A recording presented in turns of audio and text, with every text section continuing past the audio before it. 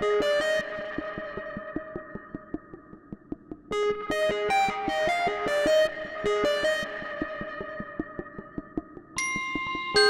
right, well, let's talk a little bit about mobile this morning, shall we? So I do appreciate that most of you know exactly what I took this photo of and probably where in most cases, and it is pretty ubiquitous. It's hard to miss this actually in this country. But this is actually one of those instances where I took that photo, I'm like, okay, I need to find a way to build that into a talk. So that's sort of the genesis of this, honestly. But I thought a lot about this. When I first started developing software, this was a relatively easy thing to do. You know, we would sit down and we would argue over, whether we should use struts or whether we should use, tapestry or something like that. We'd have a very, very vigorous conversation. But then once we kind of got through that stuff, we would just sort of ask a really easy question. We'd look at the default, end user experience. We'd say, what's the resolution on their monitor? Like a 17-inch monitor, 15-inch monitor, whatever. What is the resolution? And we just go develop towards that. Now, I'm being a little glib, I'm being a little cynical there. It wasn't quite that simple, was it? I mean, there were all sorts of interesting issues we had to deal with, mostly around our good friend, the browser. Browser's fun, isn't it? You guys remember the good days between IE and Netscape? That was fun times, wasn't it? And of course, if you were building thick desktop applications, you had your good friend DLLs to deal with. I had a buddy of mine said he was developing those kind of applications in the 90s that there were periods he'd get so frustrated with trying to get this stuff to work that he'd just kind of curl up in a ball under his desk and sort of rock for a little bit until he kind of got his sanity back, and then he'd attempt to develop some more. But despite all that, the target didn't move. It just sort of sat there. And we knew, okay, that's going to be on a desk somewhere, and it's going to be about this size, and that's really all we had to worry about. That's not the world we live in now. We live in a world today full of all sorts of these little rectangles of glass. And there are all sorts of different shapes and sizes and resolutions, and we have to deal with that. We have what I'm sort of referring to as this deluge of devices. It is an unprecedented number of client devices that our systems need to now work with. And for a while, we could kind of dictate terms a little bit. That's over. We can no longer say this site optimized for, because our customers will just go to our competitors then. Say, okay, that's fine. We'll spend our money somewhere else. We don't need to give it to you. So that's really the challenge for us today, is to sort of figure out how do we handle that. Now I'm going to throw some stats at you guys here this morning, and it isn't because I feel like I need to convince you.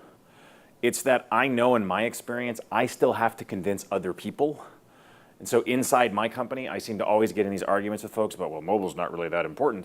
And so I try to sort of dash these sort of things into my conversations with them. So I'm trying to arm you with data so that when someone tries to push back and say, it really isn't that important that we have a good mobile experience because the desktop's so much more important, you can say, oh, really? Here are some stats. Again, back in the day, all we really had to worry about was a resolution, a browser. We'd argue about a widget library, front-end technology, things of that nature. We'd have some very passionate discussions about that.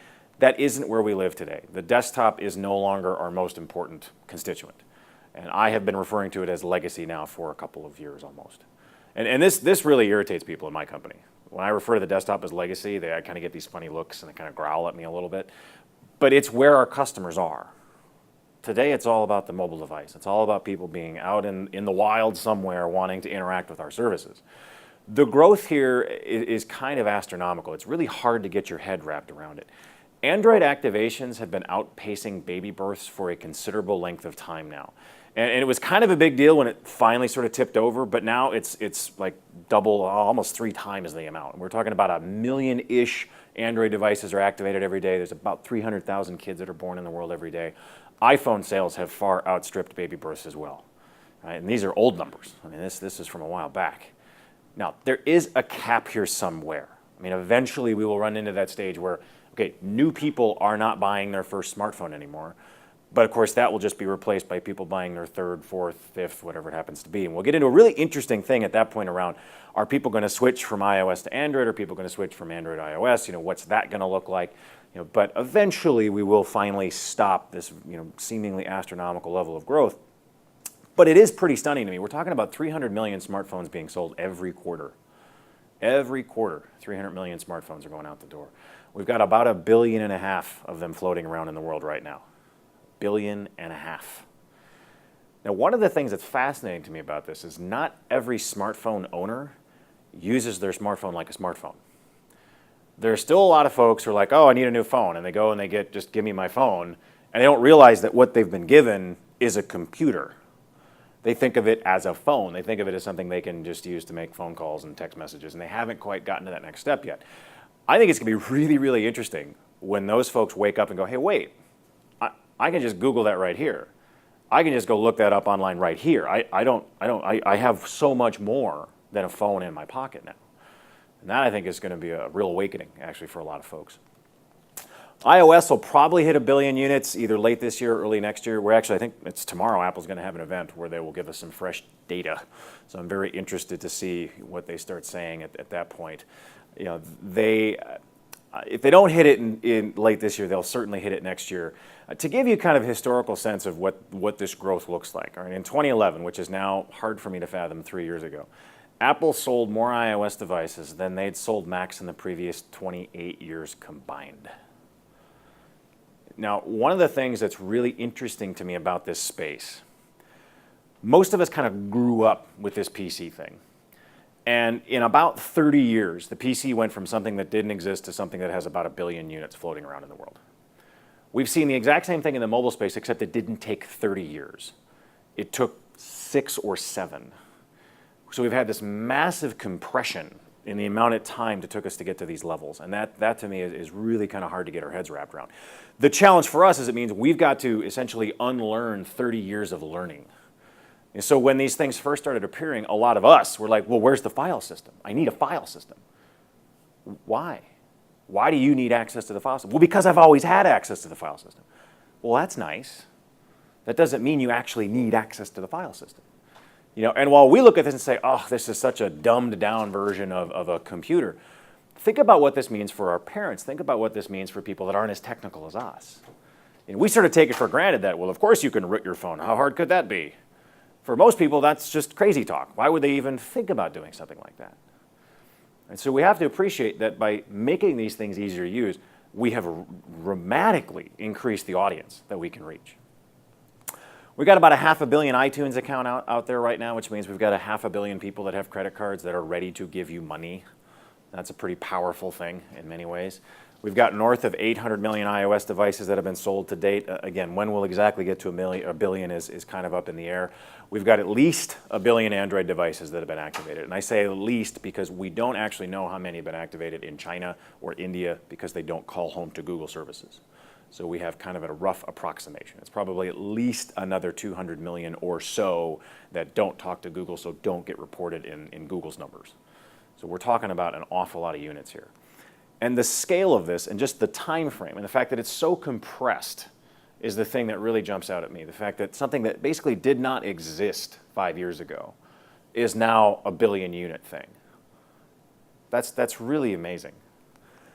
Now, to kind of put this in some historical context, we sit here right now in a world where there's about 1 billion Windows PCs floating around, plus or minus. There are about 2.2 billion internet users. Right, so the implications are here, we've already got a market just with smartphones that's bigger than the PC market. You could make an argument that somewhere in the neighborhood of at least half of the people who are getting online now are probably doing it with a rectangle of glass, not with a PC. And if we sort of extend this forward and we think about, all right, well, the folks that are going to come online next, the folks that are in these developing countries, are they going to all run out and buy a shiny new MacBook Pro? Or are they just going to use a rectangle of glass? I know where I'm going to put my money on that fight. Now, I know a lot of folks in the PC side of the house said, well, you know, once Windows 8 comes out, that's going to get everybody queuing up around the block. Everybody's going to go buy a new laptop. And historically, that was true. When a new version of Windows came out, people were like, hey, you know, my laptop's getting kind of old and stodgy. Probably time to replace it. And they went out and bought a new laptop that was twice as fast as their old one.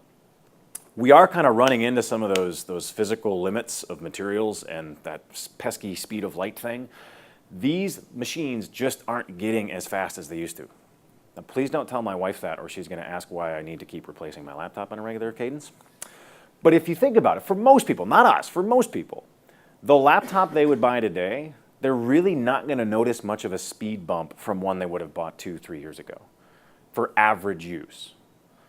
Now, if you're rendering video or you're doing big compile-y kind of things, different story. But for checking email, for checking Facebook, for most people, this computer that I have in front of me is orders of magnitudes more powerful than they will ever need. Right? So to give you a sense about this whole Windows 8 thing, Android devices in 2012 outsold Windows devices. Just Android devices, before you layer iOS on top of that. That to me is pretty amazing. If we think back historically to when Windows 95 was the new hotness, we get more iPads sold quarterly than PCs. Right? So again, we're seeing this rapid compression in the market in terms of how long it takes to hit some of these numbers. Now you look at Windows market share, and there's a lot of people in my company that still think it's 2008 or maybe 1998 or maybe even later in time. They seem kind of stuck in the past. But even as recently as 6 years ago, it was pretty reasonable to say that Microsoft had about a 95% market share. And so it's very, very reasonable to then say, we really need to develop for Microsoft Technologies because, hey, they are the 800-pound gorilla. Well, fast forward 4 years, and their market share was down to 30. Fast forward to today, and Microsoft has admitted, you know what, we really only have about 14% of the market now. Now, they're trying to spin that very positively. They're trying to say, look at this huge opportunity we have. We can only go up. People will eventually buy a Windows mobile device. We know it. Eventually, please go buy a Windows mobile device. I do feel a little bad for the Windows mobile team because I do think they've put together some pretty cool stuff. I think some of their UI paradigms are really interesting, and it just, they kind of did it too little too late. I think if that would have come out maybe 2 or 3 years earlier, I think we maybe have a little different race today than we do, but can't go back and rewrite time. Here's another way of looking at this. This is a chart that Ben Evans put together. And this kind of gives you a sense of the history here. And this doesn't go all the way back to the beginning of the PC world, but just kind of this steady little uptick with PCs. And then kind of out of nowhere, here comes mobile. Here comes Apple and Android, and it doesn't take very long for them to absolutely eclipse what we have in the PC world. That's pretty crazy. So when Ben tweeted this, it was a little controversial. It's like, oh my God, sometime in the next 6 months. Well, this was almost a year ago now. We have crossed over. I'm very confident saying that. Very confident saying that. So think about that for a second.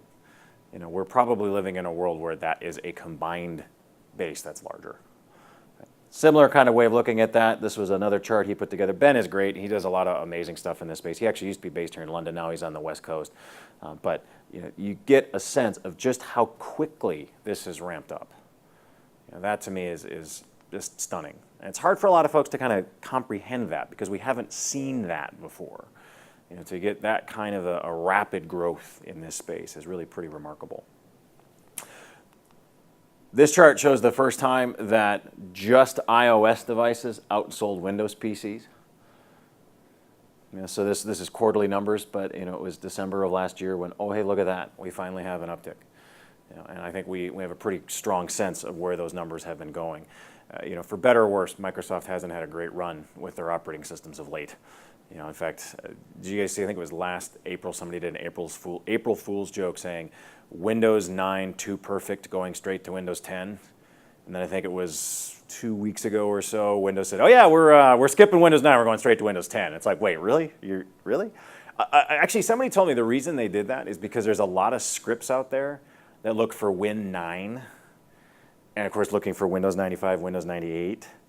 And so if they actually produced Windows 9, it would get caught by a lot of those scripts and not do the intended thing. The idea they would say, oh wait, this isn't supported on. And it's like, no, it is, but okay. So I don't know if that's true or not, but that's what somebody told me. So I will go ahead and repeat it to you as if it is fact. There's a lot of folks who have said, well, this is nice, Nate, but the growth is over. We don't have to worry about it because things are really tailing off. It isn't. It's actually accelerating, which is really hard to get your head wrapped around. Every week, 500,000 people are getting rid of their feature, aka dumb phones, and replacing them with smartphones. Now, I do wonder if at some point we'll see almost like a renaissance to dumb phones. Because for some people, I know that's actually a preference. They would rather carry something that does less. In fact, somebody just bought the Buffalo Bills, the NFL franchise, and paid $1.5 billion to purchase a franchise that's in one of the smaller markets in the U.S. And he apparently carries a flip phone. This is a guy who is a billionaire. I mean, by definition, to own an NFL franchise, you have to be a billionaire. And he does not carry a smartphone. He uses a flip phone. I thought that was kind of fascinating, actually. So I think about my parents. My parents just have flip phones, and I don't think they'd know what to do with an iPhone or an Android phone. I think they'd be very confused by that. I think they could, but I think they just sort of choose, I don't want to play in that game. Took us about 16 years to get to sort of that first billion mark, and that was kind of a big deal. You look at the next billion. We're about a year and a half into that cycle, and the best expectation is it's going to take 3. And so what used to take 16 is now going to take 3, and then the next billion will probably come on even faster than that. Going all the way back to 2012, we had about 3.2 billion mobile subscribers in the world. 1 billion of those folks came online in the last 4 years alone. We still have another 4 billion people that aren't online yet, and they will be. So eventually this will reach almost everybody on Earth. We're already in a world now where smartphones do outnumber the PCs. And this was another one of Ben's charts that I absolutely loved. You pull out the iPad, and if you certainly add the iPad in, it would have crossed over years ago, which is again kind of hard to get your head wrapped around when you think so centrally around, well, the PC, everybody has a PC, right? So we certainly are in that space at this point. We are already in a world where mobile devices outnumber humans. And I don't think that's terribly surprising. I mean, most of you probably have at least 1 or 2 extra phones lying around somewhere. I think in my household there are 7 phones and 2 tablets for 3 people. In fact, the last 2 years when I've gotten a new phone, my wife has now less casually mentioned it would be time to cull the herd, as she put it. She'd like to see me thin out the ranks of my technology. And I keep saying, but they're like historical artifacts. I mean, that's going to be like valuable maybe someday, like a collector or something. And she doesn't buy that argument. I think what I'm going to try to do is wait for her to like go away for a couple days, and I'll just like put them in a drawer so she can't see them. And then maybe I'll make up some kind of story about giving them away or something. But she'll probably see through that. A year ago, Apple told us they'd hit the 60 billion download mark. A year ago. Again, we're going to get some fresh numbers tomorrow. I expect this number to be quite a bit larger than that. December alone, the holiday season tends to be a very big deal for them in terms of app downloads. They saw 3 billion downloads last December alone. Now, the reason I throw that at you is because one of the arguments that I've gotten into with some of my colleagues is, well, we don't need to worry about apps because mobile web is so much better. Everybody thinks it's all about the mobile web. Like, okay, I guess I kind of understand that, but why do people keep downloading apps then? And they're downloading it at a pretty healthy clip. So how do you explain that if everything is going to be about the mobile web? Now, it took Google a little while to kind of catch up, but at this point, we're seeing essentially parity between the 2 app stores, maybe not in terms of quality, and certainly not all apps are the same across both platforms. But it's just remarkable to me to see that curve and to see how quickly things ramped up to 10, 20, 30, 40, 100 billion. Best number I've seen lately says we're at about 150 billion downloads total. And we're probably, we're north of that at this point. But I mean, just ponder that for a second, 150 billion downloads. And by the way, that's not like downloading updates or, oh, I got a new phone, so I downloaded that app again. These are like unique downloads. And so that, again, just kind of gives you a sense of how much people love their apps. Monthly downloads outpace McDonald's burger sales by a factor of 9. Factor of 9. And so think about that too. I mean, McDonald's maybe not the best hamburger you're ever going to get, but you know what? They sell a lot of them. People move a lot more apps than they do burgers. Think about it. A lot of people have a lot of apps on their device. Now, Nielsen put out some numbers recently. I think it's a little over 24 apps are actively used in a given month for most people. It's like 27 or something like that. So a lot of people have a lot of apps on their phones they don't actually launch. I know I certainly fall into that category. In fact, the last time I did an upgrade for my wife, she was asking me, what are all these things and why do I need them? And I kind of had to admit I didn't know what a lot of them were. You know what happens? Somebody says, oh, God, you got to check out this app. And you download it, and then you launch it once and then never think of it again. I was on an airplane sitting next to this woman, and we spent about an hour like comparing our springboards and like, is that a fun game? And just back and forth and getting different recommendations. And that's become almost entertainment for a lot of folks these days. A lot of money has been paid out. There's been a lot of chatter lately about, what are the economics of the app stores? Can you actually run a business on the app store or not? As you see average selling price of applications dropping down to around, 23 cents US, somewhere in that ballpark, this is a questionable thing. There was a bunch of blog entries over the summer about people saying, hey, I used to be, an independent developer, but now I've kind of shut it down because I can't make a living there. And the most compelling thing I saw as a retort to that was, well, you still have to run a good business. It's still a business. it isn't, the gold rush is over. The guy who, ooh, look, I made this application and I made $1 million and now I have an island somewhere. That's done. But there's still an opportunity there for folks to have a thriving business if you have those skills. I think it's really interesting to look at apps versus music. Now, music downloads are really starting to tail off. As more and more people just do subscription services, the importance of music downloads is decreasing. But even when music was a bigger deal for iTunes, we were seeing about a 2-to-1 ratio in terms of downloads. That ratio is higher now, somewhat because music's trailing off. But we're still seeing that acceleration in people downloading applications. Right? It's at least a 2-to-1 ratio, if not more. US mobile usage has doubled since 2009, and it's only going up. I mean, it's amazing how impatient we've gotten. I mean, it's like, why don't I have my 5 bars of LTE? How can I possibly survive with this ancient 3G technology? I remember when I thought it was pretty cool that I could actually just get my email on my phone and I could just go to a website, and now I'm frustrated that it isn't faster. It doesn't take long for us to get very used to things. Yahoo claims about 400 million monthly mobile users. I'm not entirely sure what they claim as like an actual mobile user. I believe a lot of this is actually Yahoo weather data.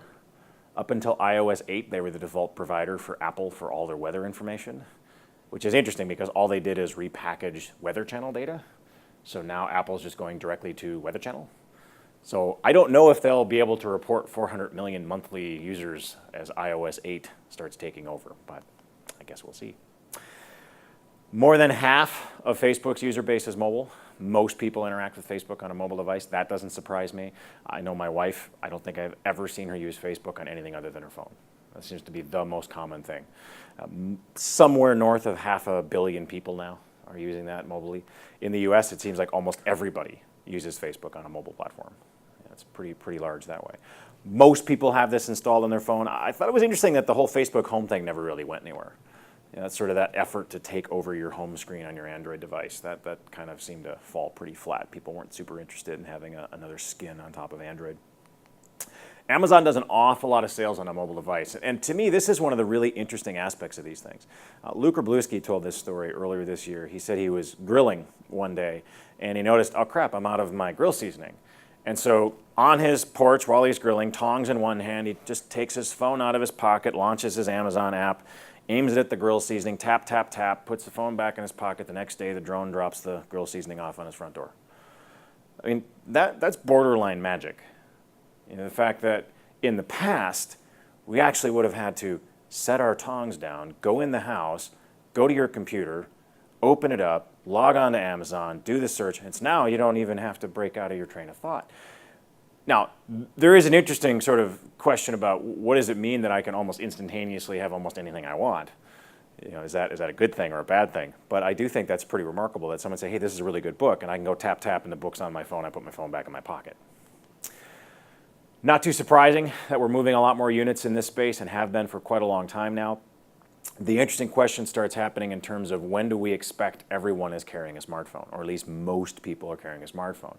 Depending on how you measure it, we've already crossed over at the 50% mark, so we're already over the majority. We haven't quite reached saturation yet. Saturation is basically this idea that says, when would you just expect someone has this? If you went to someone's house and they didn't have a refrigerator, that'd be a little weird, because a refrigerator is a saturated product. DVD player fits in the same category. DVD player is the current fastest innovation to reach saturation. The smartphone is going to knock it off its perch next year. So best sort of estimates say it's going to be 2015 in the US, 2015 in the EU, which will make it the fastest innovation to reach saturation.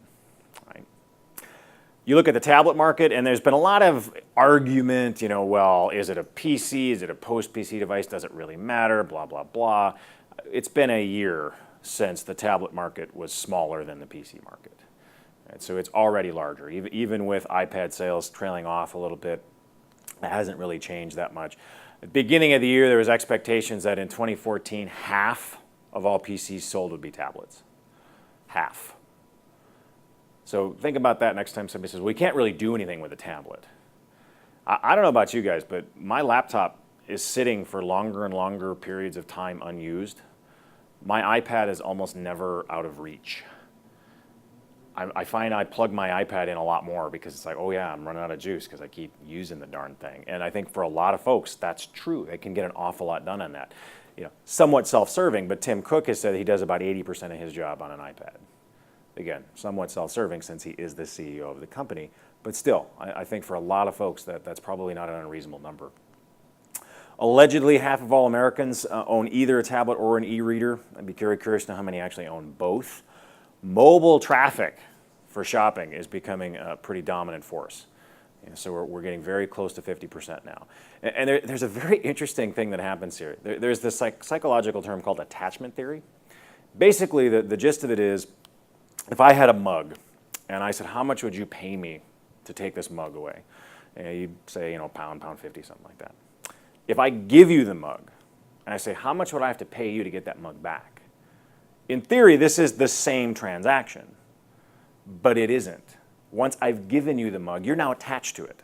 And you are inevitably going to ask for more than if I was selling it to you. Attachment effect comes in as soon as you touch something, basically. This is why almost every shop you ever go into actually wants you to touch the merchandise, because once you've touched it, the attachment effect takes hold and you're willing to spend more on it. So they did some experiments last year around Christmas time.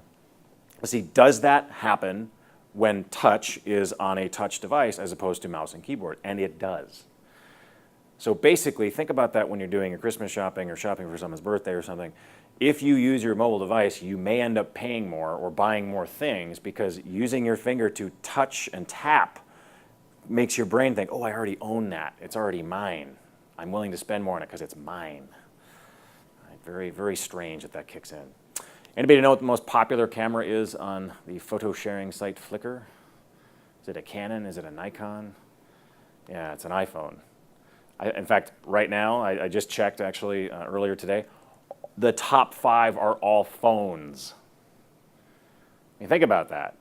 If you thought there were like deep philosophical arguments in software over like where brackets go, ask a photographer that's carrying Canon why they're not carrying Nikon or vice versa. And to me, the fact that the most popular camera on a photo sharing site is not a camera but a phone is pretty remarkable. Now, part of the argument here is the best camera you have is, of course, the camera you have with you. And I know for a fact I've captured many, many photos that I never would have gotten any other way except I had my phone with me because I wasn't going to bring my camera because that's crazy. Why would you bring your camera? My son actually broke our point and shoot a couple years ago. And my wife and I had this debate for about 3 weeks. Do we even bother buying a new one? Because both of our phones have very good cameras in them, very good sensors, and you're starting to see a lot of technology get poured into that. In fact, somebody just announced a camera that happens to have a cell phone on it. Right? So it's really it's optimized as a camera, but it is still a cell phone. So one of the things that this enables, though, that I think gets lost sometimes is it is so easy to share stuff now. Think about photos back when we actually had to develop them. Sharing photos was a difficult thing. You would take a bunch of photos, but most of them would probably just kind of end up dumped in the proverbial garbage somewhere. Nowadays, there are billions and billions and billions of photos that are taken and shared, every single week. My parents have gotten into this mindset now that if my son has, like a baseball game or a swimming thing or something, and I don't send them a video, not just a picture, but a video, I get nasty grams. That's kind of remarkable. I mean, 10 years ago, the idea of being able to video your kid doing something and then send it to the parents, the grandparents, that was like, what kind of magic does that take? The average person looks at their phone about 150 times a day. So that's roughly, 10 times an hour? Anybody think that's a little low?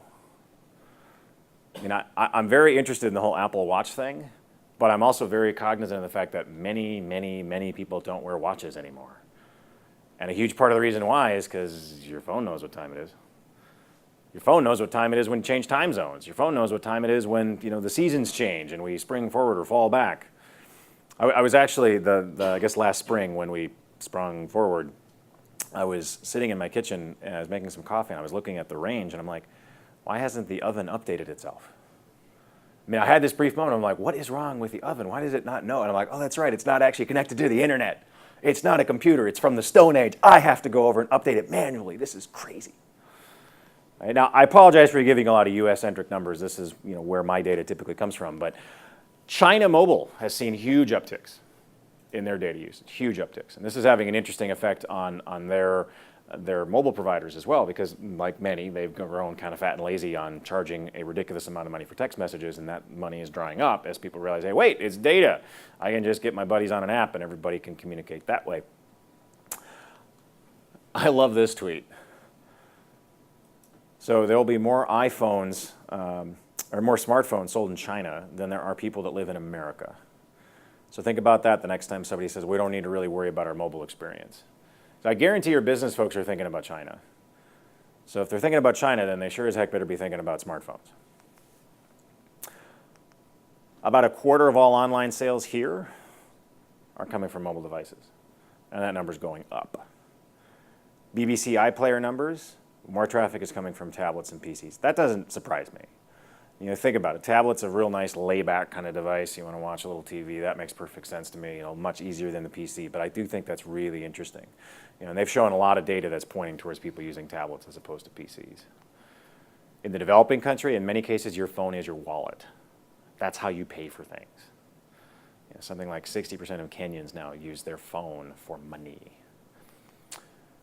Latest number I saw said about 20% of all global internet traffic right now is mobile. I believe the rest is all Netflix. Pretty sure that's how that works. Right? Now again, I'm not trying to tell you this because you need to be convinced. I'm trying to arm you guys with some stats so that when you inevitably get in that discussion with someone about, well, it's really not that important. We don't really need a mobile solution. You can say, really? Well, what about the 1.5 billion smartphones out there? Do we just want to ignore all those? Because, I guess we could, but that doesn't seem like a great idea. This paints us into this picture now. We have to have a mobile solution. We can't ignore that. So a lot of us got very excited about this a few years ago and said, outstanding. I'm going to run off and learn Objective-C. I'm going to learn Dalvik. I'm going to go have a lot of fun building a mobile app. I need you to kind of hold off a little bit. Just relax. There's some things we need to talk about here. This is where things, frankly, start to get really interesting. This is where we start running smack dab into the diversity, or as I said earlier, the deluge of devices. One of the first things we need to discuss as a team is, what handsets do we want to target? That's a non-trivial question right there, gang. This is one of my favorite pictures. This team put out on their conference room table a subset of the devices that they test against. This was just the ones that would actually fit on the conference room table. Now, I've never actually bothered to count it up, but let's assume there's about 40 devices there. Let's further assume it takes you about an hour to regression test your application on each device. That implies a person week to regression test your application. That is one of the biggest things that was an eye-opener for us when we dove into this whole mobile thing is, wow, we need to spend a lot more on testing than we have in the past. Testing budgets get bigger. Development budgets get smaller. Sorry. One early Android developer looked at his logs and discovered there were almost 4,000 unique devices that were using his application. 4,000. He put together this heat map, and I thought this was really fascinating. Now, your first reaction to this, of course, is going to be, well, I really only need to worry about kind of this big quadrant over here because this is where all my big numbers are. And to a certain extent, that's true. But you still have a lot of people using your apps on those other phones, too. Can we really afford to just sort of say, we don't care about you? Now, OpenSignal has done some really interesting visualizations here. This is one they just did this summer. And very similar looking map. That shouldn't surprise you too much. And again, most of us, when confronted with this, we say, great, we're going to focus on that quadrant. Because that seems like the big hitters. That's where the numbers are. But I'd like to point out that this quadrant is about the same size. So we have to be aware of the fact that if we're going to just completely ignore that bottom quadrant, well, that's a lot of people. That's not an insignificant amount of our customer base. Now, it would be very interesting to understand, well, are those people actually going to pay us anything? Is there really any money for us in that quadrant? Maybe it does make sense for us to ignore them. But we at least need to have the conversation. We can't just sort of naively write off 25% of our users because it's inconvenient to us. This is one of the arguments I got in with one of my peers recently. His whole point was, we don't want to have multiple code bases. We can't support multiple code bases. And what I tried to convey to him, I wasn't very effective at the time, is that our customers don't care that it's inconvenient to us to support multiple operating systems. They don't care. They just want our apps to work on their phone. That's as far as it goes in their head. If that means we need 3 versions of it, or 5 versions, or 10, is inconsequential to them. So just because it's inconvenient to us doesn't mean we get to tell our customers, I'm sorry, we're going to give you a lesser experience because that makes our job easier. It's not how the game works. We like to refer to this as the matrix of pain. This is truly where we go to rip our hair out of our head. Then we got to start thinking about device sizes. This has been really fascinating to see how these have evolved. Unlike every other consumer electronic ever, phones are getting bigger. Now, I do think there is a limit to what someone will actually hold up next to their head without feeling like a complete idiot.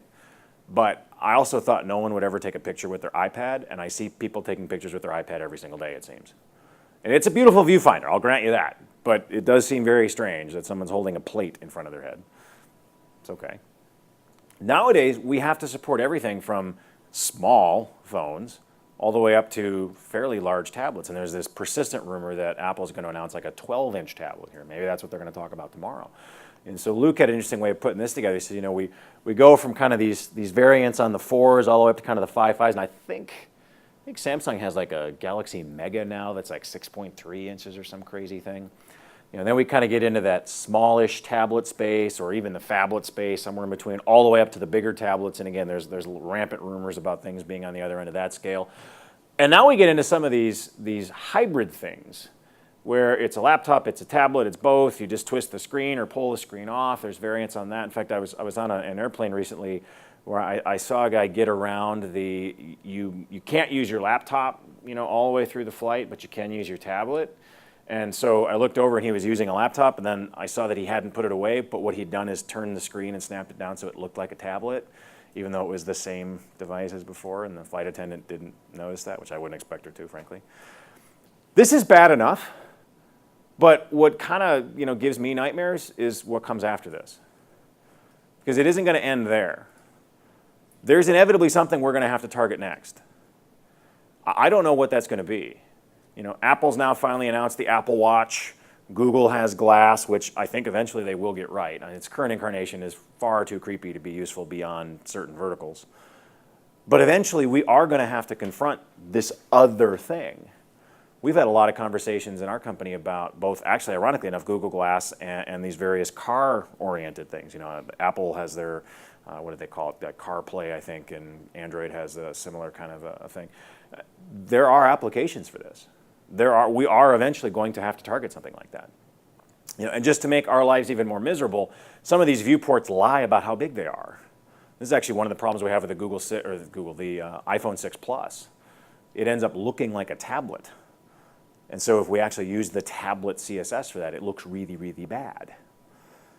OpenSignal had another way of visualizing this. They put out this thing. This is the typical Android screen sizes.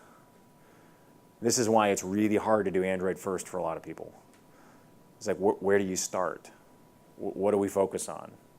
What would our breakpoints even be? Now, until a month ago, the iOS screen sizes were very easy. They looked like this. Now they've got 2 more lines on there. And so that puts us into this painful situation where we've got this fragmentation. We might still have to support BlackBerry. We might have to support Windows Phone. We might have to support, you know, a Surface, which of course isn't the table anymore.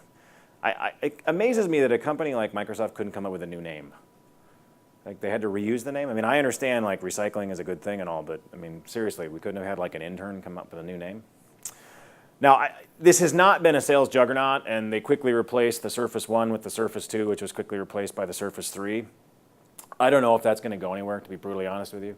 You know, we certainly have some folks in my organization that think it's a pretty cool deal. I'm kind of on the fence.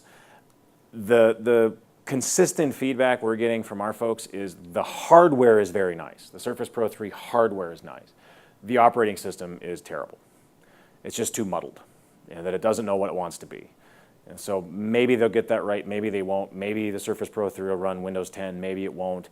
It'll be very fascinating to see how that plays out. I doubt that Satya has the patience that Ballmer does. I don't think he's going to pour billions and billions of dollars down this particular rat hole just to see if it works, but we'll see. So this puts us in that situation because we have to deal with this variety of devices. We have to deal with the fact that the personal computer isn't actually personal, it's a legacy device. And I agree with Horace, developing for that is going to be just kind of a legacy thing in a few years.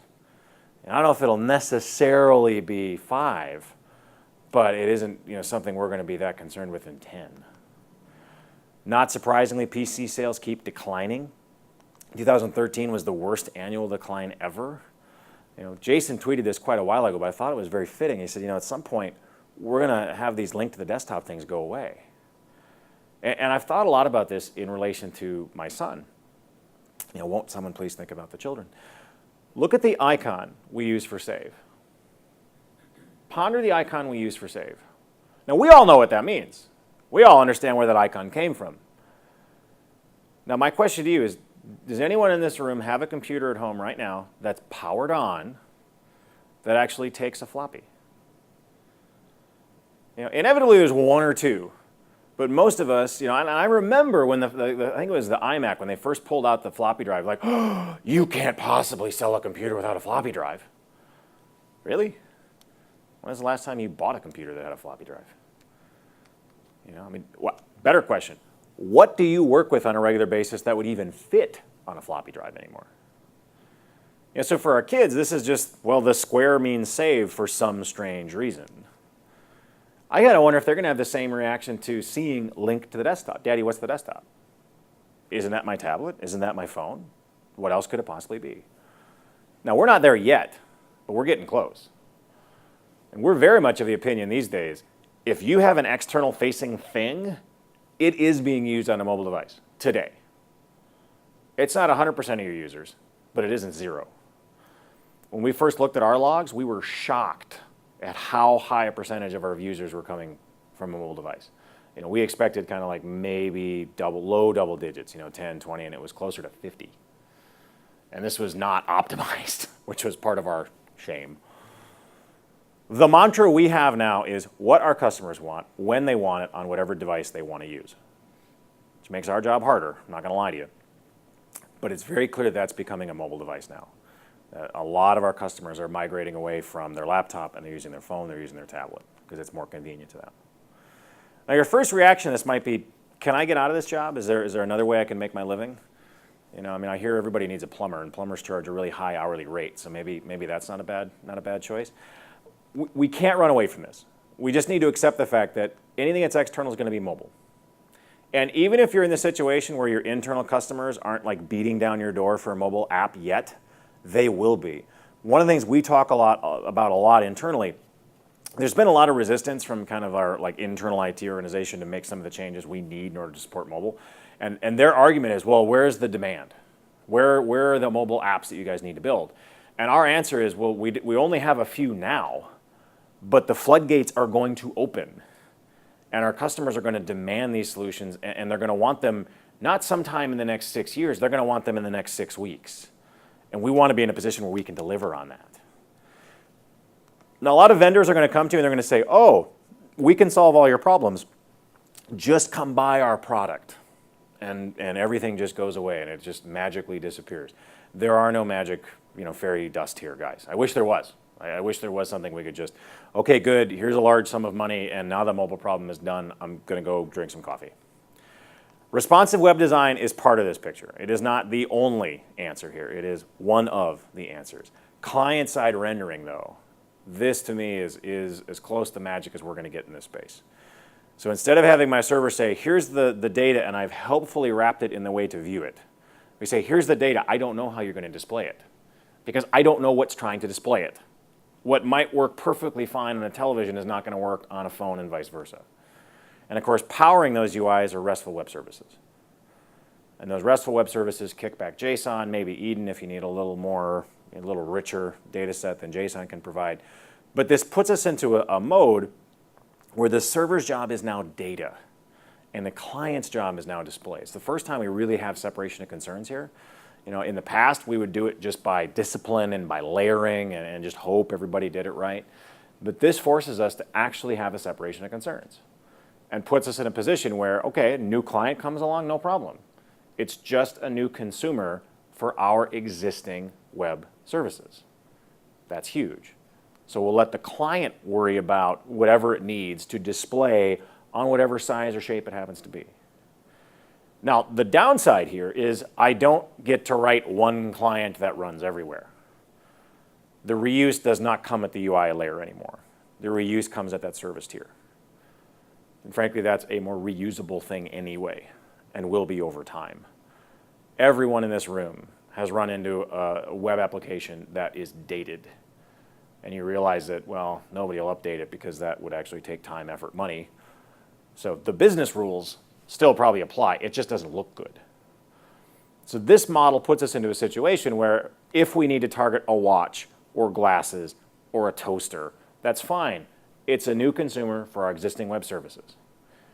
This does mean our user interfaces become far more ephemeral than they ever were. And this is a hard bit for a lot of folks to swallow. Because they look at this and like, but no, I've bought the couch. I don't need to worry about that again. And we got to get out of that mindset. Building a user interface today is not like buying a couch.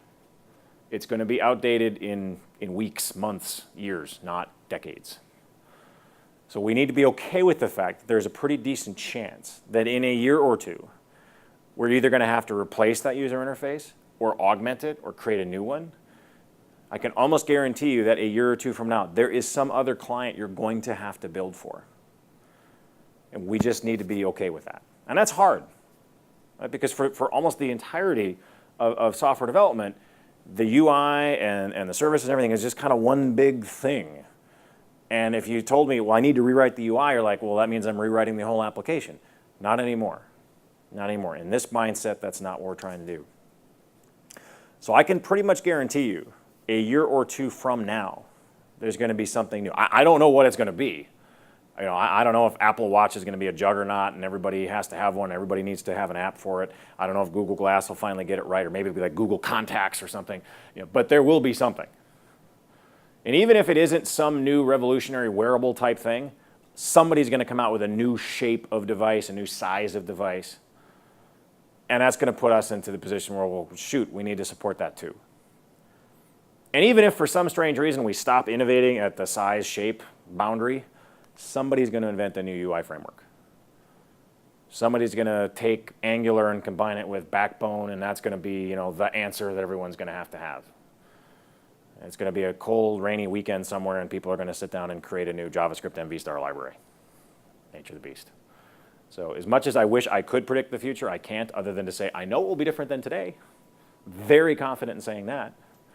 Which means we need a very flexible approach. Or actually, I guess I could say we need a very agile approach. Right? I can use Alan's substitution rule in reverse. So, a lot of people look at responsive web design, and they think this is all they need to do. It's like, if I can get the grid to render on your tablet, I have succeeded. And that's not the way to think about it. All right? Responsive web design is important, but we need to understand why this whole concept came about in the first place. The goal here was not to give you a perfect experience. The goal here was to give people a good experience, a reasonable experience, to try to minimize the whole pan and zoom that ends up happening when you shrink everything down onto a small screen. So all we're really trying to do with responsive web design is adapt to what we have in front of us. This works really well for content. So you see a lot of news sites like the Boston Globe, they were kind of one of the initial drivers of this stuff. But you notice as you crank it down, the fonts change, the widgets change, the size of things change, pictures get smaller or drop out entirely. Now, there's a really interesting argument that says, well, is this really the best way to present news? One long toilet roll paper roll of news? Somebody actually took the Boston Globe site and printed it out in this size, and it's like 270 feet or some crazy thing, right? I'm sorry, I can't convert that to metric. I think the U.S. is one of only 2 countries that's not technically on the metric system. So, sorry. Here's another example. This is GitHub's training site. Again, as you shrink it down, we go from 3 columns immediately to 1. I think that's kind of interesting. The pictures get much smaller, and it's usable at those sizes. It's not perfect. It's probably better in this view. You kind of get maybe a little better look at what they're trying to accomplish. But it's at least workable. You're not shut out. I mean, if you remember when Flash was still kind of a big deal on the web, and that didn't run on iPhones in particular, and you'd go to a website, at least I would go to a website and it would be in Flash, and I used to really annoy the heck out of me because it's like all I'm trying to do is find your address or your phone number or your menu, and you're giving me a Flash, thing for that. Appreciate that. What we're trying to do here is give people a decent experience. So we leverage a fluid grid, remove, resize as necessary, remove or resize images as necessary, and this is all done through CSS media queries and fun stuff like that. We establish various breakpoints and say, okay, when you hit this breakpoint, switch to this CSS. You hit this breakpoint, switch to that CSS, which, let's be honest, means we use Twitter Bootstrap. Right? Most people these days, if they're not directly using Bootstrap, they're at least heavily influenced by Bootstrap. There's nothing wrong with that. There has been maybe a little bit of a backlash because in some cases it's pretty easy to, bless you, to tell when someone's using Bootstrap. And as much as I like people to do creative, interesting things, seeing some of the websites that developers have produced over the years, I would rather be able to say, oh, they're using Bootstrap than, wow, that was a unique take on that visual paradigm. Unfortunately, a lot of folks look at responsive web design as the answer. And they can basically say, okay, good, we've got that, we're done, the mobile problem is solved. It's not. I apologize for that. At the end of the day, responsive web design is a tool for consistency. The key word here is consistency. Notice that that does not say identical. It is a consistent experience. So if somebody comes to your experience on their tablet, on their phone, they're not like, wow, I have no idea who I'm doing business with. But they're not going to get the same experience as if they were on their laptop or on their PC. Now, another one of the unfortunate challenges here is we think, well, screen size is everything we need to know. It's not. One of the things that we need to be considering these days is how far away is our user from that screen? So a lot of us sort of have this mindset that, well, there's only a couple distances. There's handheld, and then there's maybe on your desktop. But let's think about a TV. More and more TVs these days are interactive, smart TV kind of thing. So all of a sudden you take a 320 pixel strip. If you put that on your phone, that's about the typical phone width. That's going to be held at about 10 inches, maybe a little more than that. That's very different than sitting several feet away from your television screen. All of a sudden that 320 pixels doesn't look so good. And so we need to think about that. We also need to consider input mechanisms. This is one of the really interesting aspects of these mobile devices. They aren't limited just to text. You can take a picture of something. You can scan something. You can use speech. I think one of the most miraculous things I've seen, there's that app where you can take a picture of a sign that's in a foreign language and it translates it for you. And if that's not living in the future, I don't know what is. Now, I have no idea how accurate that translation actually is. But think about that for a second. That's pretty remarkable. That's one of the challenges for us because we've spent 30 years in the keyboard mouse mindset. We need to unlearn that. We need to put that in the past and think about, well, what kind of interaction paradigms does this unlock for us? What can I do with location? There is an app we were talking about yesterday. It's Hotel Tonight. And one of the things that it does better than most of the other hotel sites is it assumes, well, if you're looking for a hotel, it's probably in the city you're in right now. And so instead of it asking you, well, where would you like to search for hotels, its immediate reaction is, well, where are you now? And it will show you, here's half a dozen hotels that are within, however much the search paradigm is of where you currently are. You can override that. You can go and say, no, I'm actually searching for a hotel in New York or wherever, and that's fine. But it takes advantage of the fact that we know where you are. And for a lot of folks, that's very valuable. So you have to be very, very careful with assumptions. And you also have to plan for the fact that people transition from devices now. They start on their phone, they go to their laptop, they finish on their tablet. And we need to expect that kind of experience, that people are going to migrate from one device to another, that they're going to use these devices together. A lot of people use their phone while they're watching TV. It seems like every television show today has a freaking hashtag associated with it. Some shows even have apps associated with it. Start play on the app now. Like, they're trying to make a more immersive experience. So I'm very much of the opinion that responsive web design is cool for content, it's great for content, not so amazing for input. And that if your only goal is, look, I got the grid to render on the tablet, you probably didn't do it right. We need to think about the experience of using that, not just, oh, good, it fits.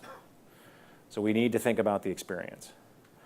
What always strikes me when people talk about trying to do this kind of one-size-fits-all is anytime you've ever gotten an article of clothing that says one-size-fits-all, I would very much like to meet this all person, because I've never seen that work out well.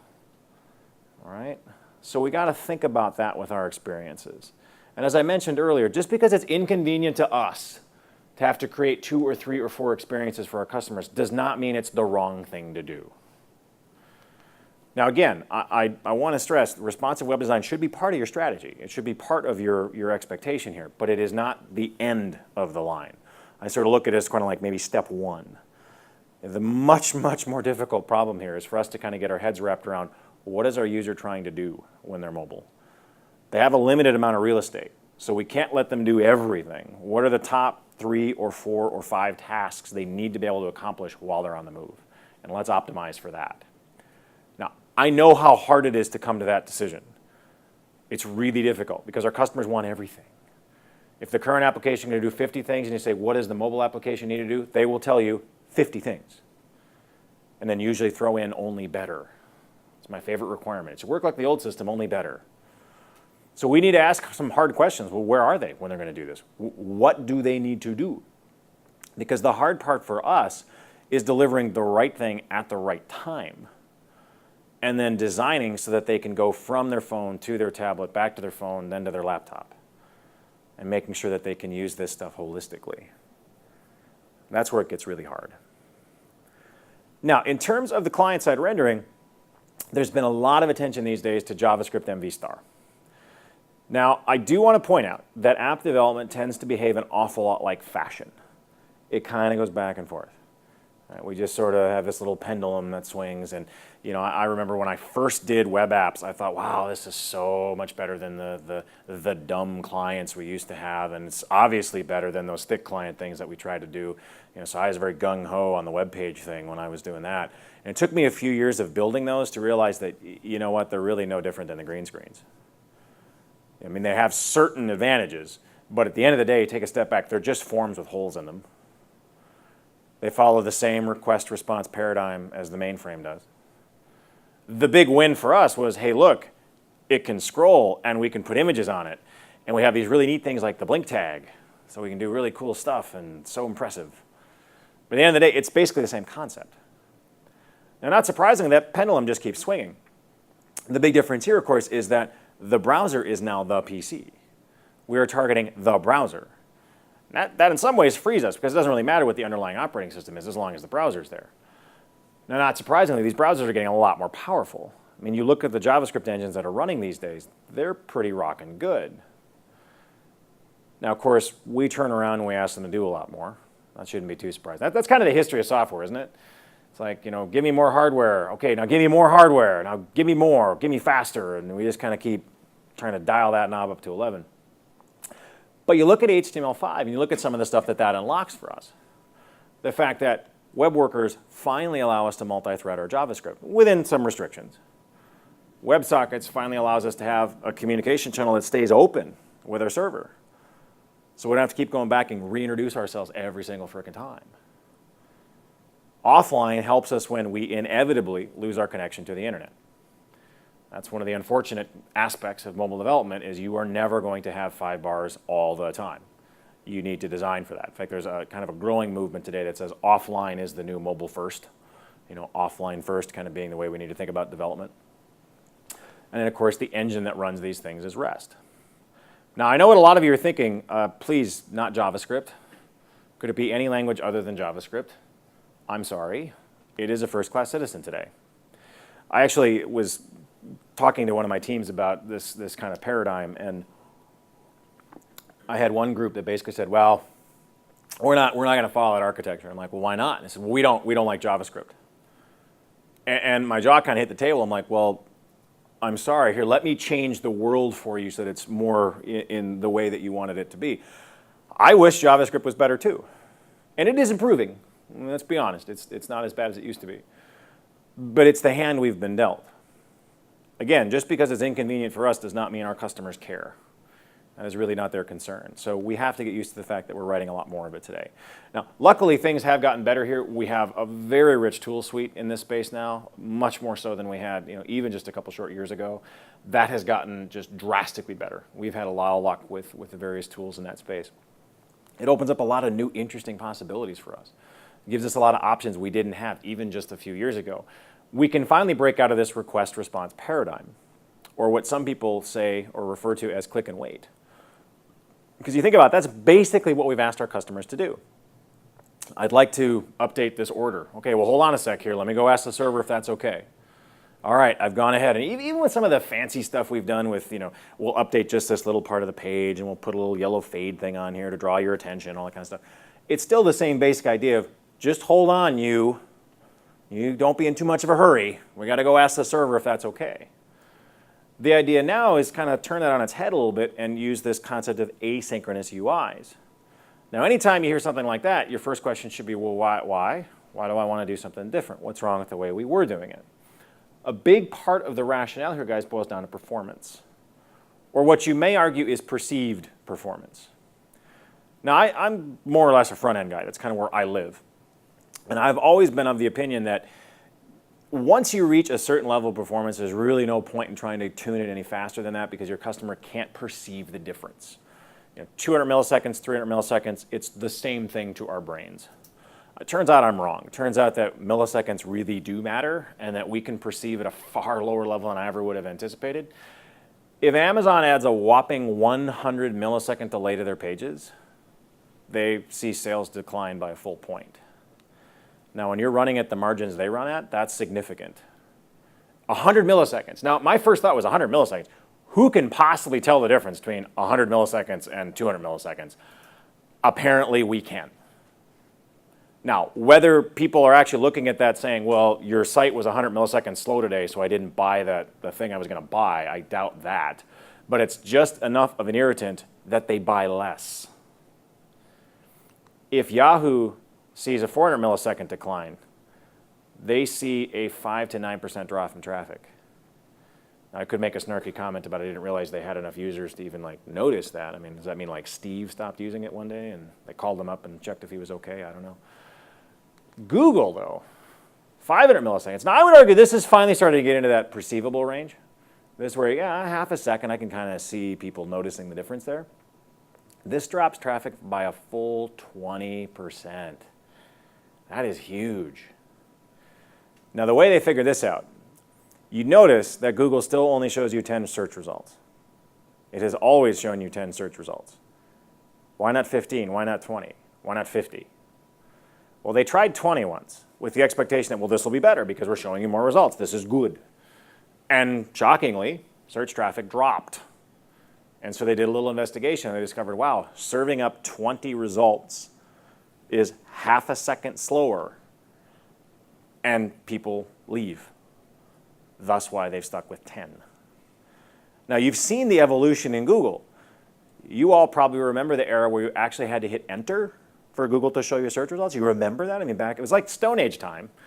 You had to bang a couple rocks together to actually enter a search query. That was very quickly replaced by Google Suggest, where you'd get the top 10 results matching whatever you were typing. That was kind of one of the first shots in the Ajax wars. That, of course, was very quickly replaced by Google Live, where you start typing and it instantly takes you to the search results page. You guys know what the next step in that is going to be, right? I mean, think about it. You'll go to Google and there will already be search results there. They'll just know. Don't ask how they'll know. That'll just creep you out. It'd be really weird if they actually suggested what to do. It's like, well, we noticed you had this stack trace. This is what we think you should do to fix your code. That might be a little creepy. So it turns out, guys, this performance stuff really matters. And that speeding up our application by even just 200 milliseconds can have a really big impact on our customers. So this approach, this JavaScript MV star approach, takes what we've already been doing and says, all right, well, let's put a little bit of structure on all that JavaScript. Let's take that sort of partial refresh JSON servicey thing we've been doing since the beginning of the Ajax world. Let's just go one step further. Let's take JavaScript MVC or MVVM or MVP. Let's be honest, it doesn't really matter. All right, we can have a really interesting debate about what the difference is between whatever you put at the end of that. Unless it involves a pint, I really don't think it's terribly, useful to have that conversation. Most folks today just refer to it as MV star or MV whatever, because honestly, the differences are too minor to get all worked up about. We take that same basic approach we've used on the server since seemingly the beginning of time, except we actually now have separation of concerns. The client's job is all about the presentation, right? So instead of having to enforce this with discipline and layering, which I always thought was kind of an obvious thing until I was working on kind of a like best practice-y sort of thing for Java developers a while back. And one of the suggestions we got was, we got to tell people not to send the HTTP session object down to the database tier. And I kind of thought to myself, well, that's pretty obvious, right? I mean, nobody would send the session object down to the database tier. And the guy I was working on this project with was like, oh, you don't understand, man. Many, many applications here are sending the actual HTTP session object all the way down to the database. Like that frightens me. But again, separation of concerns. This also gives us non-blocking UI. Now this is a really interesting twist because for the first time this allows us to decouple that request part from the user interface part. So we render the view on the client and we let it monitor all that stuff for us. All right, so instead of always having to run back to the server and say, what's my next view, the client just already has the next view. And behind the scenes, it runs off to the server and says, by the way, here's the new data. Go post this, please, to the database. Please update the database. Now, this does imply we're putting a lot more state on the client. And that's, you got to think about that. These little rectangles of glass, they're very easy to lose. So if you've got your corporate secret data on there, that might not be the best approach. But this allows us to talk to our server asynchronously, which means we update the UI, then tell the server we updated something. So it's kind of an order of operation difference. Typically what we do is the user says, I'd like to update the address or update the order, or update the customer, update the policy, the account, whatever. And we say, well, hold on. Let me go check with the server. And we run off to the server and the server says, great, here's the new view to display. And we go back and we show the user and the user's like, oh, okay, finally. The idea here is the user updates the account or updates the customer or updates whatever it happens to be. And they continue on. And while they're continuing on, we run off to the server and say, here's the new data. Now that should give you pause, because your first reaction to that should be, what happens when things go wrong? Because things will go wrong. That is one of the attributes of software developers. We're very good at sort of sniffing out where things can break. Got to think about validation. It's very possible that you could send something up to the server and their server says, nope, not going to let you do that. This does imply we need to do some client-side validation. Now, just because I did my client-side validation doesn't mean we just blissfully trust whatever the client sends us. You're going to need to do that validation on the server too. That does mean we may have that validation duplicated. This is where some people get very excited about doing everything in JavaScript or everything in Clojure or everything in insert your favorite language here. I'm not as concerned about that. That doesn't cause me to lose sleep. I think it's okay for us to have a little bit of wetness there in the code base, a little lack of dry, if you want to use that acronym. It's maybe not the best thing, but I don't think it's the end of the world either. Certainly possible your server could have an issue. It could do that today, by the way. So presumably you've already got error handling in place today. You have to worry about parallel requests. It's entirely possible that somebody does 3 updates. Are they applied in the right order? It's possible that we're both trying to update the same thing. Is that something that we need to guard against? What kind of locking mechanism do we need to use? You see this kind of thing with a lot of apps today, though. If you go to Gmail and you try to navigate off of it while it's downloading your messages, it's going to say, hang on, I'm trying to do stuff. You can certainly say, I don't care. That is fine for Gmail because it's not destructive. You have to think about that in terms of how your system works. Are there times where, geez, if somebody closed the tab right now, we would be in an inconsistent state? Okay, we need to guard against that. Now, I'm not trying to pitch this as the perfect technology that everything is all unicorns and rainbows. It's not. But there are answers to a lot of these issues. Okay, so that kind of brings us back to the why part here again. Now, I want to stress that JavaScript is no longer the intern language. I know in a lot of organizations, a lot of developers, certainly in kind of the late 90s, they ran into JavaScript and basically said, nope, not for me. This is too hard. I'm going to go do server-side coding. That's not the way we phrased it. Most of us were like, well, I'm going to do the serious work on the server. The UI work, that's for the kids. That's for, the intern to deal with. So that's not for me. I think what it really boiled down to is we looked at it and went, wow, there's no tooling here. It's really hard to be successful being a front-end developer. And so we all kind of ran back to the server where there's tools. So we do need a way to manage that. We also need to be very aware of page weights. So almost every JavaScript MVStar library fits into the lightweight category. Now this is a debatable point. Some people look at it and say that some of these libraries are too big for the mobile space. And there are some that are very, very adamant that these things need to be bare bones, minimalist, do nothing more than they absolutely need to do. Some people actually advocate, you should just roll your own because then you're only getting exactly what you need. I think that takes things a little far, but it depends on your needs. So we do need to think a lot about that. But again, it really forces us to finally have a clean separation of concerns. Client's job is display data. Server's job is present data to me. That's it. And then I figure out how to display it. Now that does turn our servers basically into JSON pumps. That is not a bad thing. This does put us in a mode where a bunch of different consumers can all talk to the same web services. And that's where the reuse is going to happen. It's at that web servers layer, not at the client UI.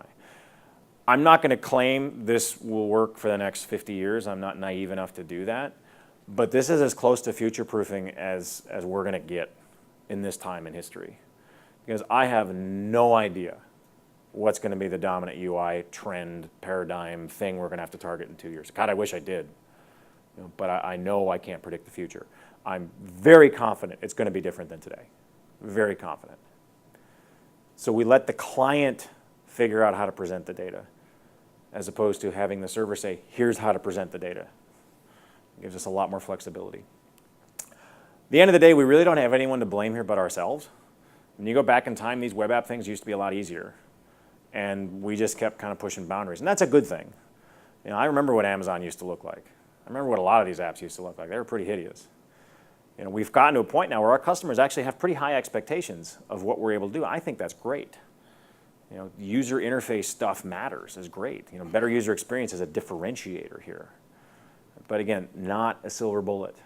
Don't let anyone try to claim that this is going to solve every problem you've ever had, because it won't. You will eventually have something in your application that should be synchronous. Even apps that fully buy into this client rendered piece, sometimes what you'll see is the first page actually gets server rendered. Because if you've ever run into an application where it's like you go to a URL and like the screen is white for a couple seconds, and then all of a sudden a whole bunch of stuff like appears out of nowhere, that's client rendered UI, and it's just taking too long. And so usually what people will do to solve that is, okay, the first page, we're going to render that on the server and send it down so it's available to immediately, and then after that, it's all client-side render. That's what Twitter does, for example. And so you're going to find yourself in a situation where you may need some feedback somewhere. I know myself, the first time we used Ajax in anger on a project, we actually had a synchronous call back to our server.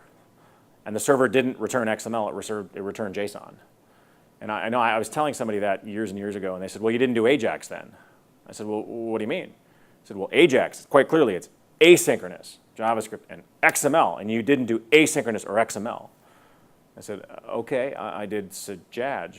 Do you feel better? No, he wasn't amused by that. The other major part of this, guys, is REST. Now, what's been really fascinating to me, my organization, I work for a very conservative, traditional company, one that I'm sure Alan would call I know Alan would call non-agile.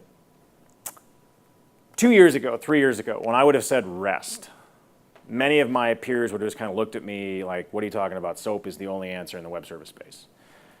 A switch flipped sometime in the last couple years. I don't know exactly when. I couldn't tell you exactly when the light bulb went off. But we've sort of done a 180 on that. And more and more of the things we're building are RESTful. And I'm very excited about that. I think that's great. I used to get in some pretty deep arguments with people about, you don't understand, for the client side, I got to have RESTful interfaces, I got to have JSON. That's not even a question anymore. It's very, very handy for me. Ultimately, guys, this is just an architectural style. And one of the reasons why it's so popular, frankly, is because it's supported on so many different operating systems and will work with so many different languages. One of the things that I find very instructive, take a look at Google, take a look at Amazon, take a look at any major website that you work with. What operating system are they hosted on? Do you care? Did you ever once think to ask? I mean, maybe, we're geeks. We're kind of curious about that stuff. Do you care what language Amazon uses to write their web services? Are they all written in the same language? Probably not. That to me is one of the really cool advances with microservices, because it finally now allows me to admit the truth, which is every company I've ever been at is not a homogeneous environment. I always get a kick out of that when someone says, well, we're a Java shop, or we're a this shop, or we're a that shop. It's like, really? Because you got a whole bunch of stuff written in this long laundry list of technologies. Nobody's pure. You can't be. Performance is a big part of this. These things perform. They scale really, really well. And that's because they're very loosely coupled. We've got this wonderful set of well-defined error codes and response codes. Y'all can't even know what some of them mean. We were in a cab last year in, I think it was Des Moines, Iowa, of all places. And we hop in the cab, and on the little back thing says, you are in cab 404. And so we all had a good laugh at that. We're like, dude, we're in cab 404. We took a picture of it and everything. The cab driver thought we were nuts. He had no clue why we thought it was so amusing that we were in cab 404. So and he clearly doesn't understand response codes. God. It's all just representation. You don't care what operating system Google uses, what language search is written in. You don't care how many different languages Google or Amazon Web Services are written in. It's actually simple, unlike that other acronym that starts with the word simple. We've got a nice set of well-known verbs. It's not the richest set. This is actually an argument Alan and I had earlier this week. Get, put, post, delete. It works. It certainly works. It's kind of understandable. Well, you want to delete something. What method might you use? Probably not get. Probably something different. It gives us true separation of concerns. I keep beating that dead horse. It gives us stateless communication. This is why it scales and performs. It doesn't matter what server you come back to. At least if we do it right, session state is supposed to live on the client, not the server. I think about almost every app I've run into where we've had issues, it's when we didn't do this. That's when we tried to maintain server state. That is where all sorts of apps go to crash. I could tell you some horror stories about teams that did some very unfortunate things with server-side state. In the perfect world, the response actually tells the client, this is how long this data is valid. Maybe it's 60 minutes, maybe it's 60 seconds. So maybe you don't actually have to go back and ask again because you know what, it's good, it hasn't really changed. It's uniform. These very nice hierarchical layers. Now, it's really interesting to talk to people about how they name some of their resources and whether or not they actually use hierarchy or not. And there's all sorts of interesting debates. One of my peers and she and I have had a lot of conversations about this as we've tried to kind of help teams sort of get up to speed on this. There's a lot of arguments over how that should actually work. But we've got very nice, clean boundaries as well. Now, it is possible within this model to actually send code down, although that always kind of gives me the heebie-jeebies, the idea of actually, here's code from the server, please execute this. Not something I strongly advise you to do. But what this does allow us to do is basically create our application as a set of resources. The hardest part here, at least from the teams I've worked with, is getting us to think in this mindset. How do we break the application domain down into a set of services? What does that look like? What does that decomp look like? In the past, it was fairly natural because it's like, well, what's the screen we're going to be displaying to the customer? Now it's, well, how should this be structured in terms of services? You have to think about it in a little different way. But it isn't that complicated. And a lot of people get all caught up on the words. It's just something that can be named. That's it. And this means it can be almost anything. Now, we need an identifier. We need a way to get that thing, which in the web world is a URI, or a Uniform Resource Identifier. Many of us just call this an address. Now, it is possible for a given resource to have multiple URIs. It's certainly feasible if you have multiple ways to get at that thing. But a URI best only return one thing. That would be bad if a URI could return multiple things. One day I give you this, one day I give you that. It's like, no, please don't do that to me. You can have an identifier actually associated with its underlying representation. So this is kind of where we get into that debate about what should be sent back. We actually, one of our teams recently created a Restful web service that returns XML. And I don't know how to feel about that because I in general don't like XML. Their argument is basically, well, it's easy to parse. It's like, okay, I guess. I didn't really think JSON was hard to parse. And it's at least human readable or more human readable. But we have some interesting sort of legacy things to deal with there. We have a team that created this object model that everybody thinks they're supposed to use for all service endpoints, and it is causing pain. So there's unfortunately too many politics involved, too much politics involved for us to try to kill it. We've tried. But you will see sometimes where folks will actually say in terms of the URI itself, this is what I want back. I want JSON, I want XML. But the beauty is we're getting some kind of an abstraction. We don't know what the underlying data looks like. We don't know what the underlying model is. We don't know what the data store is, and we don't care. This again allows us to a lot of flexibility in terms of changing things. So if you're using a web service and it defines this contract, and the implementer of the web service decides, you know what, we've been using Oracle for this, but it turns out we'd be better off if we used Neo4j, to use Neil's example from earlier today. That's fine. I don't care. As long as you still obey the contract, that's great. As long as I give you this, you give me that. I don't care how you handle it. I don't care if it's squirrels putting it up in a tree. That's fine. As long as you return to me the data I'm asking for. You can get a lot of different representations back. You can actually get it as XML or JSON or something else. And it is possible for the URI itself to say, this is what I want back. So in the past, you'd actually see some cases where we would terminate the URL with JSON or XML or something. That was very, very popular in the Rails camp for a while. I would argue in general that's kind of fallen out of favor, that we're better off being a little more opaque there. So instead of that being something broadcast out in the open, let's go ahead and negotiate that. Say this is the MIME type I'm looking for instead of trying to jam it into the URL. Now, the thing we all have to sort of recognize is the server gets to decide what it's going to return. It's not up to us. We can ask. That doesn't mean it's going to actually do it. Now, even though I think there has been a bit of a groundswell towards REST, expect at least somebody to comment about SOAP. There will be some proponent somewhere, you might even be that person, who says, but SOAP. I actually got in an argument with one of my, actually his mentor. We were talking about one of these projects, and he was very adamant that SOAP is good, because SOAP allows me to generate the message class. And my reaction to him was basically, dude, if you can't create, a bean, basically, if you can't create an object with some getters and setters on it, and you can't do that in like under an hour, we got issues.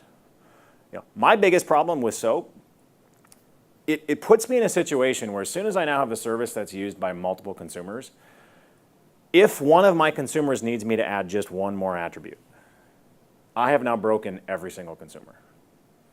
Because I now change my message, these guys go, wait, this isn't the message format I was expecting, and they puke all over themselves. If I'm returning something more forgiving, like JSON, and one of my 5 consumers says, I really need that attribute, I add the attribute, and my other 4 consumers are not even aware I added it, it is far more forgiving to change. To me, that's where I'd like to optimize. Now, I know some people say, yeah, but the parsing or the this or that. I understand, but I'm much more interested in the cost of change than I am in that initial cost of development. So just because I can generate this class, well, that's nice. That isn't going to be the most expensive thing in the history of this web service. I guarantee the web service is going to change. I guarantee one of my consumers is going to want something else in the future. So how do I set myself up for that? I'm very much of the opinion that there is really nothing inside of SOAP that would qualify as the word simple. It's very ironic. I mean, just because you tried to name it that way does not actually make it so. Sorry. In fact, it's very, very heavyweight. This is another one of the points I tried to make to my peer. It's like, dude, it's not lightweight. For almost all instances of web services, it's radical overkill for what people are actually trying to do. And I don't think it's a surprise that almost all SOAP APIs that exist are deprecated or removed entirely. More and more of our vendors keep coming to us every week saying, by the way, that SOAP thing that we've been using, it's going away in 18 months. You need to get off it. And if you just look at the broader web, almost every instance of a sort of a free, open, existing SOAP service is gone, replaced by a RESTful service. Now, you still see some argument, and this is actually where one of my peers is at. She refuses to believe that you can use REST for app-to-app communication. She thinks that REST is not appropriate there. I disagree with her on that. I think it's perfectly fine for app-to-app communication as well. I think in almost all instances where somebody said, oh, but this particular thing in WS is so much better, I don't think it was ever actually used in practice. I know one of the big things that came out with the whole SOA craze was, well, your application will just go to a directory and just pick from a set of services in your application. Like every time it deploys, there'll be a new application because it'll just pick whatever service. When has that ever happened? Would you ever actually trust an app in production that you didn't actually test against that set of web services? Would you really ever let an app just randomly pick whatever service it wanted to based on some description that some developer wrote, regardless of how they wrote it? I don't care what WS thing it fit into. Well, this is our SLA. Really? We sure about that? I'm very much of the opinion that REST could work in all of those situations. I really have yet to see one where, oh yes, SOAP would truly be superior here. I suppose the only instance that I'm somewhat, I will grudgingly agree to, we have some cases in our company where some of the SOAP services are protected behind a particular security token, and it's easier to create that in SOAP land. Right? So I will grant you that. But I would also argue that that was a poor choice in terms of how they chose to secure that web service. But speaking of security, a lot of people say, but how do I secure my RESTful endpoints? We can do that. Amazon does it all the time. You know, it may not be as rich as some of the things you get in WS Death Star land, but basic works, OAuth works. Please use SSL. Now, you do have to worry about cross-domain requests. This is one of the big issues we grapple with on almost every single one of our applications, how to best handle this. There are a multitude of ways. Some apps use JSON-P, so that's JSON with padding.